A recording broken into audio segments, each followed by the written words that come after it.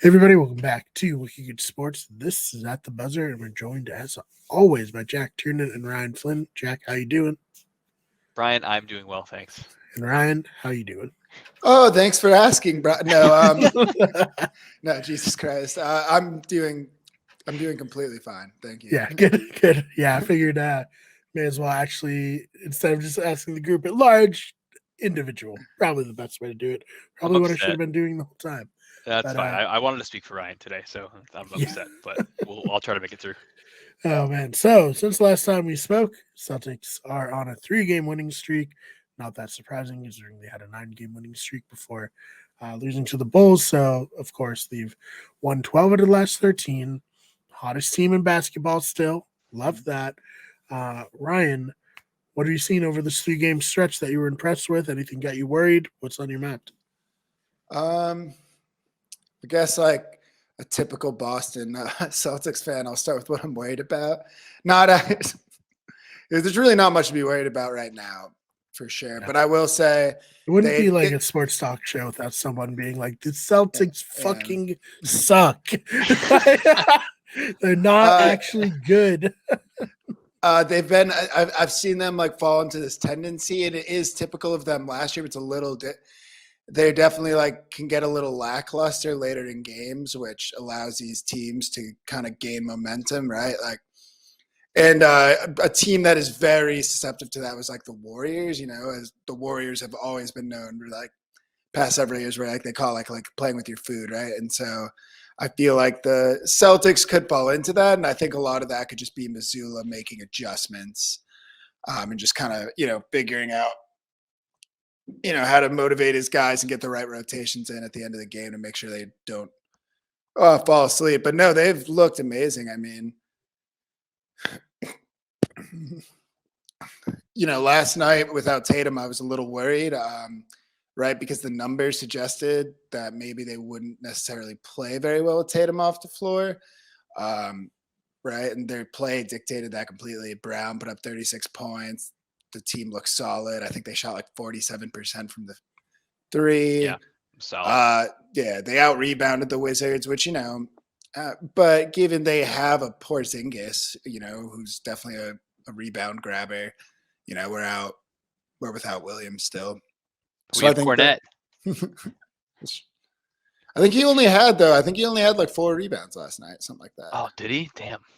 I was about to pound the Luke Cornette button again, but no, I mean, I'll pull off. He played his. Let me look that up. But yeah, I'm pulling it up too. I think Cornette. Yeah, he had 4 rebounds, 12 minutes though, or 12 points. Yeah, no, that's what I said. He had a good game. Like, yeah, like fine by Cornette standards. The fact that we were able to out rebound, even though I don't believe the Wizards are a particularly good rebounding team, but I mean, especially without Kuzma. Yeah, that's very true.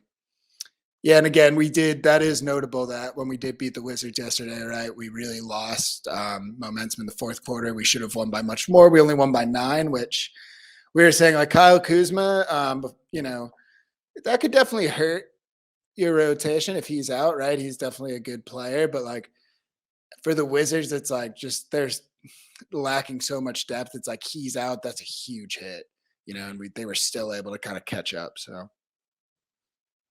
Yeah, I definitely know what you're talking about. Like the Kings and Celtics game was a lot closer, and then they went on a ridiculous run to close out. Yeah. And that kind of shows what the Celtics are capable of, going on runs like that. But Jack, do you kind of feel the same way the Celtics might be a bit guilty of playing with their food? Absolutely, and we talked about it earlier this season too, actually a couple even maybe last episode where we were talking about how they'll roll the ball out, just to like run the clock a little bit, and it's like that's kind of a dig. Like if I'm the other team, I'm a little pissy about that, frankly. But I think you can attribute some of like the lackluster play to I'll go to the Wizards first on this, with like maybe this is a Missoula thing too, but he threw out like Josh Jackson in the fourth quarter to see what he could do, and he was awful, frankly. Like he looked terrible. Like that 15th roster spot seems like we should just cut him and throw like JD Davison up here, but I'd rather him get playing time in Maine. So like I don't know, but like there are options I think that are better than Josh Jackson, and I feel like there are some personnel decisions being made. I think Missoula probably heard the, hey, like rest your guys, like it's a long season cry that, a lot of people were saying, which he did when he took Tatum out, right, for a quote unquote sprained ankle.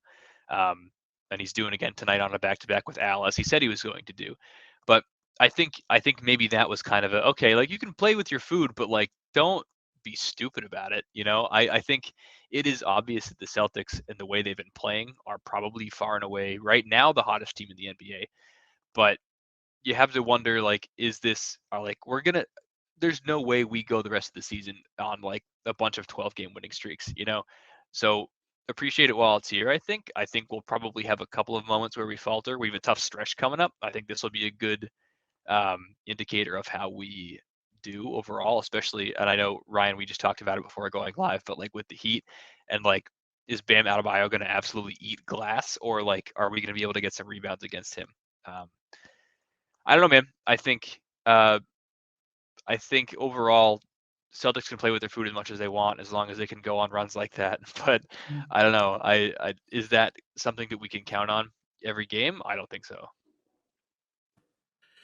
Yeah, so I guess what are you kind of hoping to see from this tough stretch? What would you feel like good about the Celtics going forward after seeing? Does that make I sense? mean, if I'm being honest, I think this tough stretch that we're referring to here is not the Hornets tonight, but tonight at the time of recording. But Wednesday the 30th, we've got the Heat back to back, and then we've got Nets, Raptors, Suns, Warriors, Clippers. I feel like it's a tough stretch. If we can win Yeah, definitely. most of those games, like give me 6 of those, I'm happy. I'm content. If I also, to be perfectly honest, could see us winning out depending on who we sit, who we rest. I think there's only one back-to-back in there, if I'm correct. And it's a Sunday, Monday. So yeah, and that's Nets Raptors. So if Al's resting for the Raptors, that might be a little tough, but I think we're fine. I think we're okay. Yeah, especially if we win that out, I'm thrilled. Yeah, Ryan, same thing. What are you looking for the Celtics to kind of prove during this stretch for you? Personally, if they can continue to play at the level they've been playing at, kind of pick up, like we said, during those moments where they might kind of lack, and also just, and this kind of comes down to Missoula, but also definitely the team as a whole and the continued leadership of like Tatum, Smart, and Brown is when the shots aren't hitting or when you're shooting at this high volume three to be able to go to the basket. And I really don't see that being an issue. Again, I'd have to look at all of the matchups, but I will say, going back to Jack's point with kind of like the rotation playing Josh Jackson last night, what was odd about that was that they actually didn't play Blake Griffin and Noah Vonleh, who given has struggled, but like, I don't know. I'm still kind of curious to see what he could do with a little more, meaningless minutes in like practice, Same. At least more so than Josh Jackson. So that is, that is a little odd because it's, if you actually look, it's not really like let me look. Jalen. Yeah, go ahead, Ryan. Sorry. Oh, no, you're good. I was going to say, yeah, I mean, Jalen played 34 minutes, but yeah, no one else was playing like, only 2 other players played over 30 minutes, 31, 32. Which, yeah. Brogdon only played 23. Like, I feel like you have a player like Brogdon, especially with Tatum out. Why not try it? He's playing that on any given night. Just give him 30, Right. Yeah, I agree with that. Yeah. So, anything else that you guys wanted to touch on that we haven't already? We can talk about the Hornets. I think tonight we can give our future predictions here. Yeah, no Jaylen Brown maybe tonight. So True. Does that change how you guys feel about the matchup?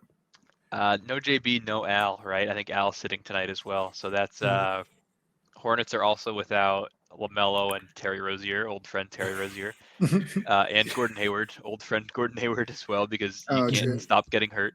Yeah. Hey, Scary Terry was a phenomenon for that playoff I like Scary Terry. run. Yeah. Oh, he's a good player. Yeah. He is. Yeah. Yeah. I was gonna say Celtics by 12. That's what I'm gonna say.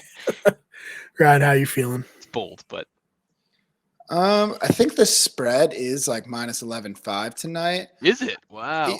I believe so. Yes, that's pretty good. Honestly, I think I'm going to say the Celtics win by 15 because I Okay. think after last night and kind of losing that gap that they had, right, and only going down to Yeah. 9 points, I'd like to think Missoula and also the team as a whole, as they're, kind of getting more acclimated to him and playing together on this new unit this year. I feel like, they're going to try to, keep at it. And the Hornets are just a pretty easy team to beat like that. Mhm.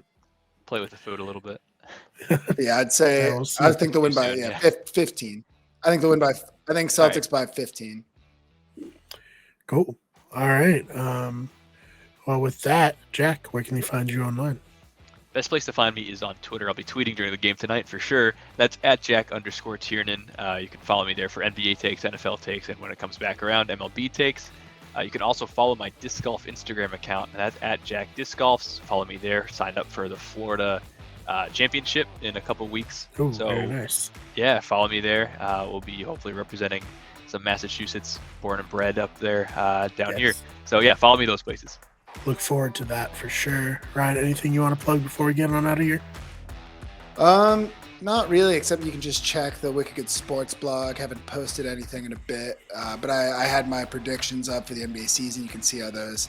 All right, sounds good. We are having some technical difficulties with the reception. I don't know what's happening, but I'll cut it there. Guys, thank you so much for your time, No problem, Brian. Thanks for having us. and we'll see you all in the next one. Yeah, thank you, Brian.